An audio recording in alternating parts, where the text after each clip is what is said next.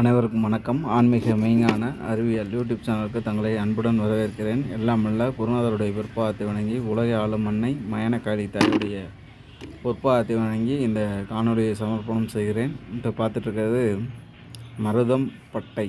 மருதம் பட்டையுடைய பட்டை இது. மருத மரத்தோட பட்டை. இந்த மருதம் பட்டையுடைய செயல்பாடு அபரிவிதமான செயல்பாடு.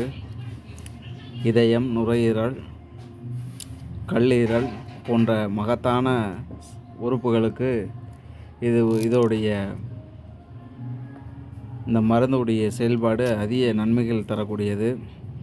பொதுவாக இரத்தத்தில் இருக்கக்கூடிய டென்சிட்டி அப்படின்னு சொல்லக்கூடிய இரத்த வெயிட், இரத்தத்துடைய திக்னஸ் அதை சரி பண்ணக்கூடிய செயல்பாடு இந்த மருதம்பட்டைக்கு இருக்குது.